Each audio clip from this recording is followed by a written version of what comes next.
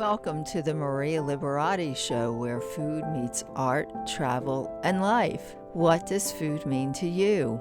This is Maria Liberati. Stay tuned for this week's guest, Giulia Scarpeleggia, Tuscan cook, blogger, author, and Dr. Laura Morelli, who is an art historian and author, and we're in a kind of a Tuscan state of mind for this week's episode.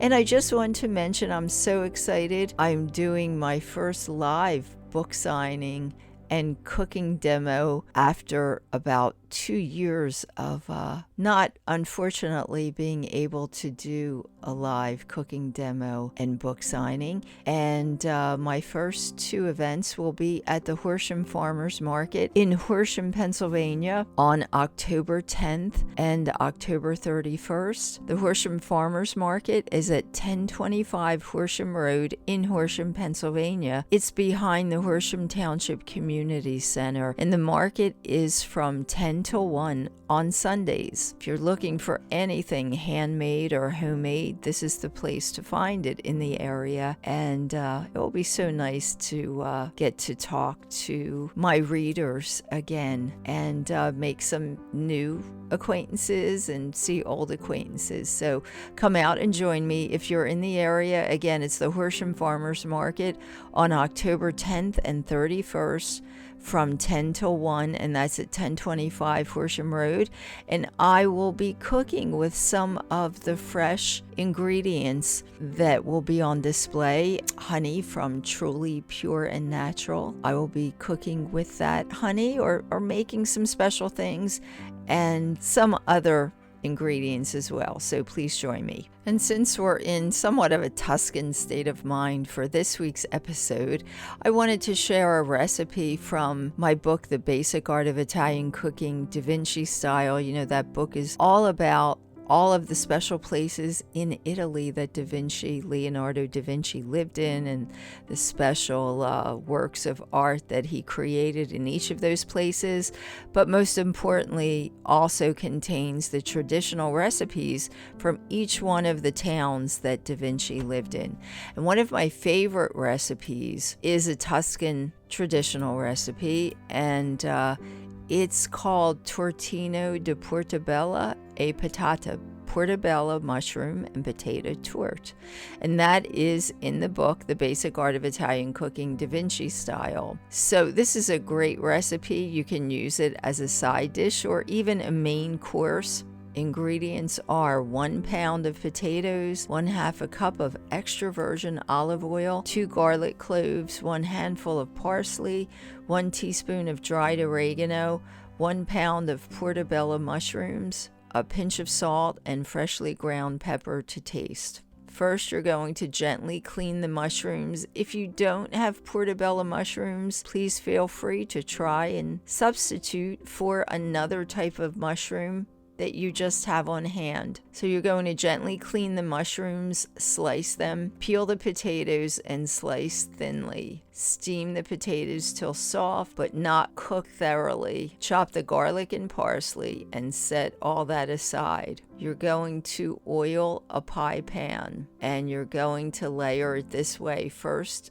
the thinly sliced mushrooms, then a layer of potatoes. Then you're going to season each layer with chopped garlic, parsley, oregano, salt, and pepper. Drizzle olive oil on top and continue layering until you've used up the potatoes and the mushrooms. And be sure to drizzle olive oil on the very top once you're done layering. Bake in a preheated oven at 400 degrees for 20 minutes or until all the liquid is absorbed, 20 to 30 minutes, and the potatoes are golden brown. You can also use my Tuscan picnic spice blend that works exceptionally well with the potatoes, and they're available online. But in the meantime, enjoy your portobello and potato torte, and a great way to put you in that Tuscan state of mind.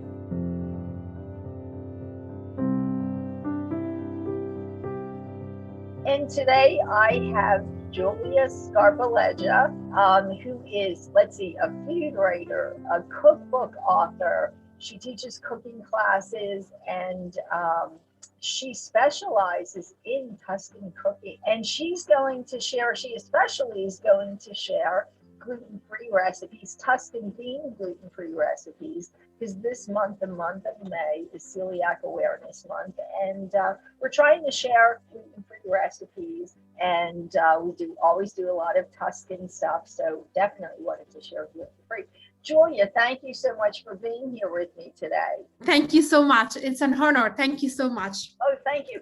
Tell us, Julia, tell us the cookbooks that you have, the titles of your cookbook. Okay, so I have 5 cookbooks. My first one, my grandma's recipes, is in Italian and in English. It's made by a small publisher here in Tuscany, and now it is out of print. It was printed first in 2012. Okay.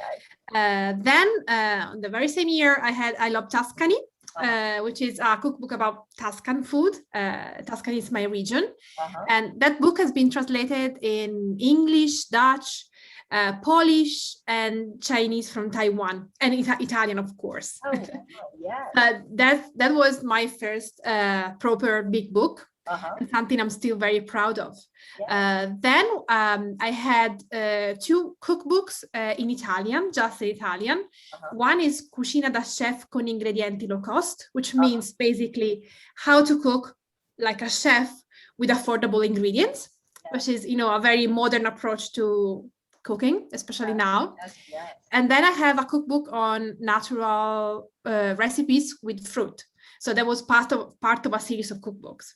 Yes, and that's great. And I did forget to mention, so we're talking to you from Tuscany today. Yes. Since gives, not everybody can travel. So, and I know I've been missing Tuscany, so I'm in the US, so we can't travel there. So it's a nice way also for my listeners to get to travel to Tuscany if they can't go there. So, but yes, and I noticed on your website, tell us your website again. It's Jules Kitchen, so Juls Kitchen, and it's my blog. It was born in 2009, so I've been blogging for more than 12 years now. It's in Italian and in English. Oh, that's great. And I noticed on your blog, you say that your recipes are based on your family's recipes. Is that where? Exactly. I'm not a chef, so I'm a proud home cook. So everything I know is thanks to my grandmother, my mother, my aunts, so my family, and thanks to cookbooks, because I'm also a keen cookbook lover. Oh, wow, that's great.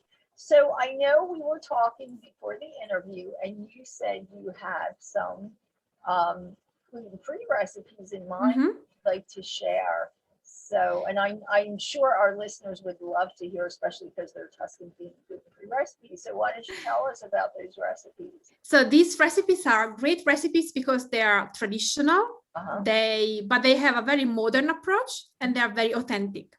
The first recipe I want to talk about is torta di ceci or cecina. It is a recipe from the Tuscan coast, from Livorno, and it's basically a very thin chickpea cake. It's savory. It's called also cinque cinque, which means 5 and 5, because it's a street food. So in the past, they would buy 5 cents of torta di ceci and 5 cents of bread. So this torta di ceci comes with bread, or sandwich with bread. And now you can have it with grilled eggplants, grilled zucchini. Even I've seen this sandwich in a pizza. That's something that teenagers do now. But it's a very old and traditional recipe because Livorno is a port town. So chickpea flour was one of the best ingredients that sailors could bring with them when they were traveling in the sea to have proteins, because of course they couldn't bring meat, but chickpea flour could be diluted with some water and then baked, and that becomes a chickpea cake. It is known as torta or torta di ceci in Livorno. In Pisa, which is a nearby town, and they hate each other. So Pisa and Livorno, they've been hating since the beginning of times. It is known as cecina, so it has a different name. So if you go to Livorno and you ask for cecina, they will tell you, go to Pisa if you want cecina. Here is torta. That's how they love their town and their tradition, Yes. Oh, that sounds great. So tell me, so in other words, it's a street food that you can find sold in the streets there. Yes. In Livorno or Pisa. Yes, exactly. But of course, you can also bake this at home. Yes. And this it's almost like a vegan frittata, because the texture of chickpea flour and water becomes like a frittata, an omelette. Yeah. So when you make this at home, I usually add vegetables inside. So it could be kale, it could be spring onions, zucchini blossoms, peppers, whatever you want, and then bake it very, very high oven. And it's delicious. So it's gluten-free, it's vegan, and it's good for everyone. Oh, that sounds delicious. That sounds really good. I know I've done the vegan omelet using chickpea flour. So I've been trying to actually eat more plant-based. So that sounds delicious. Yep, that sounds really good. So yes, and it's gluten-free, obviously, because it's got the chickpea flour, the chickpea flour. Exactly.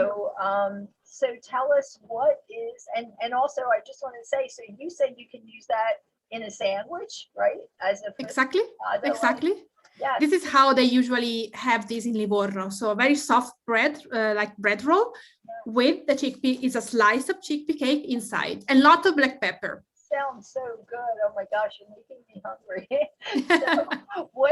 So tell us another recipe. So that this is something you could consider almost as a starter. And now let's close the meal with a dessert.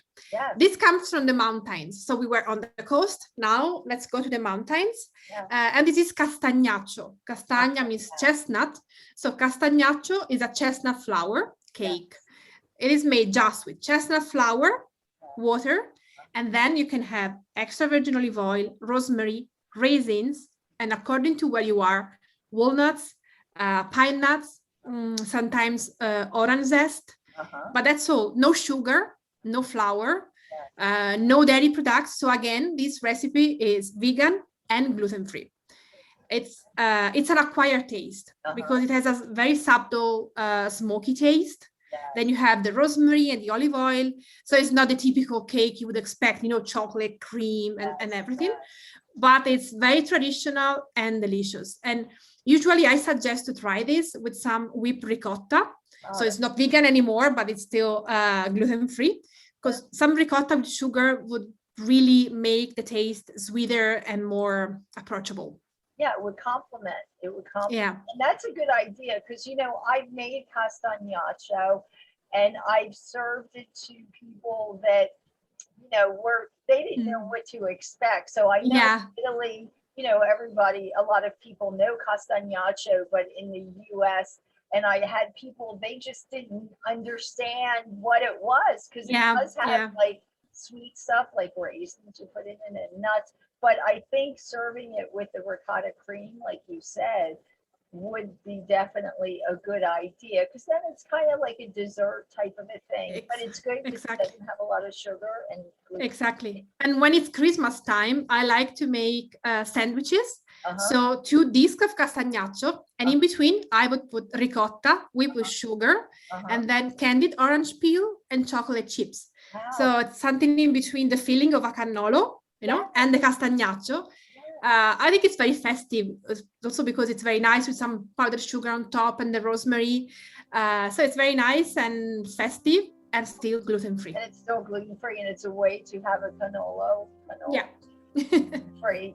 So, but that does sound really, that sounds delicious. That sounds really, really festive. So there you have it. So you can have a meal today with the chigi, the torta di chigi. And castagnaccio. And then that for dessert, definitely. Yeah. It's a great gluten-free meal. Giulia, tell us about what's coming up for you, anything coming up, or what you want to tell our listeners where they can find. So at the moment, I'm working on a new cookbook. This time it's with an American publisher, Artisan Books. So the new cookbook, it's about Italian cuisine. I cannot tell any more about this now.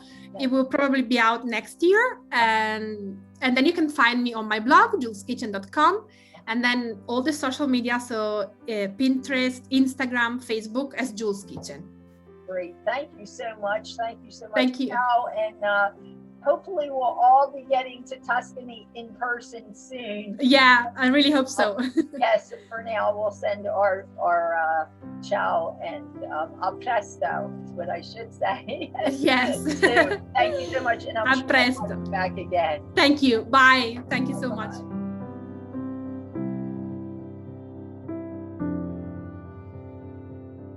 Excited to have as a special guest today Dr. Laura Morelli, and she's the author of many books on Italian culture, art, and art history. Correct, Laura?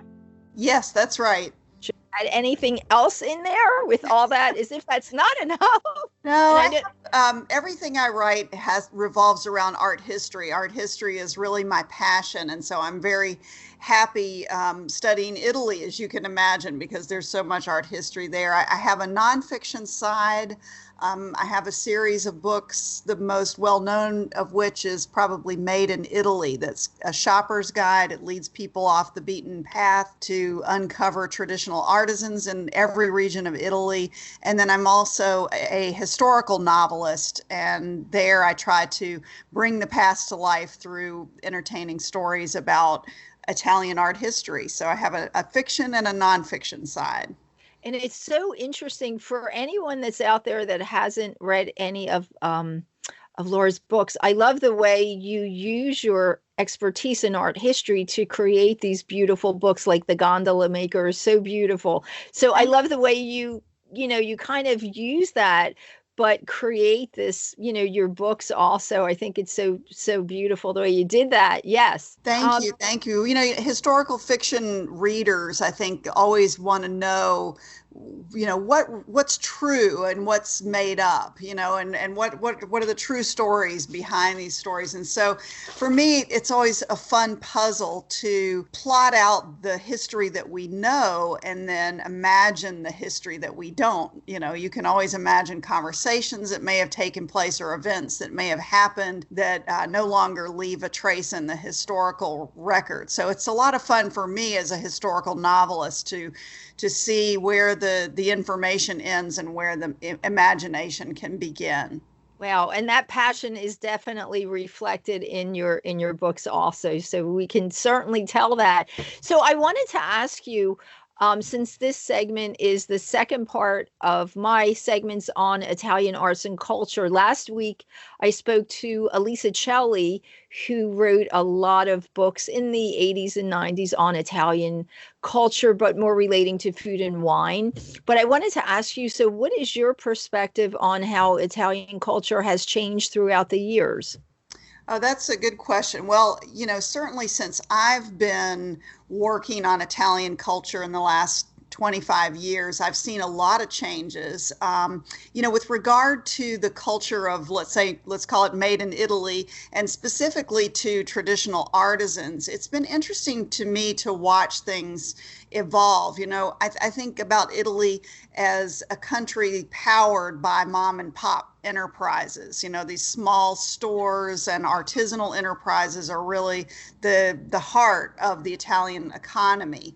And, starting in probably the late 80s, early 90s, we started to see some Italian fashion brands collect into these massive luxury goods conglomerates, Gucci, Bottega Veneta, these venerable, Italian brands that used to be artisanal mom and pop shops got gobbled up by these larger conglomerates. And I started to get a little concerned when I saw these quaint streets turn into these quick, slickly merchandised streets with chain stores, and I was worried for a bit. But honestly, I've been heartened within the last decade to see that alongside those luxury stores, we still can duck down the side streets and find a huge variety of makers of everything from pottery to glass to leather goods, wood crafts, metalwork. I mean, the artisanal life of Italy is still very vibrant. In fact, recently I was in Venice, and I had been sad to see one of the the oldest mask making shops close its doors after several generations, and another paper shop that was one of my favorites that unfortunately closed its doors. But then I met a few younger people who had started new enterprises that were still steeped in this tradition. And so I have a lot of hope. And I'm very optimistic about the future of artisanal enterprises, specifically in Italy, because I think there's still a lot of lifeblood there. Yes. And I'm glad to hear that you're optimistic about that, because I know I found that and was just so disappointed when I started seeing these Italian fashion brands that were very artisanal becoming these gigantic conglomerates, and the clothing is just not, clothing and shoes and handbag are just not what they used to be. So it's good to hear that, there's still these mom and pop types of places and shops and things with, craftspeople popping up, still flourishing. That's what I mean to say. Absolutely. So that's good to hear that. So what got you into the world of art history? Did that passion start before your trip to Venice? Well, I grew up in a rural part of Georgia, and I actually, from the time as long as I can remember, I wanted to be a writer. That was my dream. And I also used to say to my parents that maybe I would be an archaeologist. So I feel very lucky that I sort of got to do what I wanted to do when I was 4 years old. But, it wasn't until I had the opportunity at about 12 years old to travel to Europe that I realized there was this whole tangible history of medieval art and Renaissance art that was missing in the US. And I was just fascinated by it and went on to study art history in school, ended up at Yale University working on a PhD. And, I realized in Italy specifically that it was a place where where the past was still living, where you could still see how people were blowing glass, for example, in the same way that they were in the 1200s and 1300s. It was this kind of window onto this centuries old past that really fascinated me. And so I decided to study art history, and I started out in academia teaching art history at the college level. But then, as I mentioned, I brought back the writing because that was an itch that needed to be scratched. And so I definitely feel like I'm at home now with historical fiction. Oh, that's very, very interesting. So since we can't travel right now with all the stay-at-home orders, what would you suggest people can do to engross themselves in the art of Italy and get that experience? Well, it's really cool to see how quickly the big Italian museums and cultural organizations got on board with virtual experiences. I think that's really awesome. You may have heard about the huge blockbuster exhibition that was planned this year and was mounted in Rome to celebrate the 500th anniversary of the death of the painter Raphael. This Raphael 2020 was supposed to be one of the biggest blockbuster art exhibitions ever staged in Italy, and unfortunately it went online, but that's also good for us because we can still experience the incredible work of Raphael online. Also the Uffizi, the Vatican museums have mounted some online exhibitions so you can experience their collections. I know I have some friends who have started doing virtual tours and live chats. I was recently online with Monica Cesarato in Venice. She's got a great series where she talks with someone different every day at 6 p.m. Eastern. So check that out. Yeah. I'm actually offering a free online course right now on the art of the ancient Etruscans. Anybody who loves Italy probably knows something about the Etruscans, but anybody who wants to join me there can sign up online. It's at lauramorelli.com/Etruscans. And I've had a blast with that. I love the ancient Etruscans, so it's been really fun. Wow. Oh, definitely. I would recommend to everyone to do that. That sounds very interesting.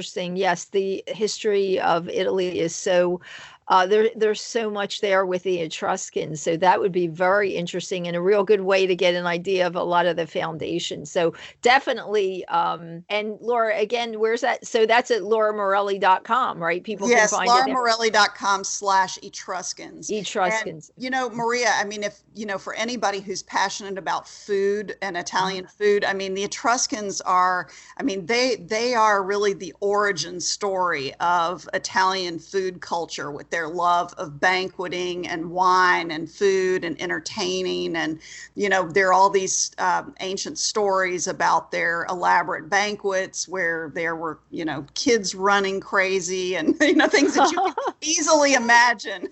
Yes, they don't sound too different than, than today's Italians. Yes, I was going to say, so that's where it all stems from. And that's very interesting. Yes. So you've recently released a novel on Michelangelo's David? Yes, I have a new novel coming out May 31st. So just about to come out. It's called The Giant, and it's a story of the creation of Michelangelo's David. So I'm very, very excited about that. And then I have another book coming out in September called The Night Portrait that's based on the history of Leonardo da Vinci's portrait of the lady with the ermine. Wow. That's an interesting portrait because it has an interesting history in the 15th century, but it also has an interesting story in the 20th century because it was one of the things that Adolf Hitler put his sights on at the beginning of World War II. And so it was one of the most sought after things for the Nazis to take. So this historical novel that I've written is a dual timeline story that goes back and forth between the creation of the portrait in Da Vinci's day to the 1940s when it was stolen during World War II. So that's been a fun project too, something a little different. Yeah, that does. And that sounds really very, very interesting. So tell us, I have one more question for you, but before I do that, so where can people find out about these novels? Again, going to lauramorelli.com. Yes, you'll find everything there. lauramorelli.com is the easiest way to find me, and it's Morelli. Yes. And the question that I ask all my guests is, what does food mean to you? Well, I think that like art, food is 100% cultural. So, whenever I have lived away from the American South, for example, I have always dreamed of coming home and eating the food that I grew up with, grits and biscuits and black-eyed peas and cornbread. And I think that, there's so much about food that is associated with a place. And, for Italy, I mean, how more true could that be? You just think about all of the world-class food traditions that have transcended the borders of Italy, like Parmigiano Reggiano cheese, balsamic vinegar of Modena. And, by the way, these are artisanal traditions as well. They're really no different in the way they're produced from a leather bag, let's say. These are secrets that are passed down from generation to generation. So there's a lot of affinity there, I think, between Italian food and Italian art. So definitely. No, that's a great answer. Yes, Italian. I always say Italian cooking and Italian eating are really an art form, and you just kind of confirmed it. Yes, it is. It's absolutely art and culture, definitely. Well, Laura, thank you so much for joining me, and hopefully we'll be able to chat with you in the future too. And I am really looking forward to your next two books. And hopefully we're going to have a lot of people joining you on that chat about the Etruscans. That sounds really interesting. So that's lauramorelli.com. Absolutely. Thanks, Laura. Thank you, Maria. This was a lot of fun. Thanks for listening to the Maria Liberati Show, and thanks to my producer, Britton Roselle, and this week's guest, Giulia Scarpeleggia, and Dr. Laura Morelli. And don't forget to share and like this month's episodes. The month of September is almost gone.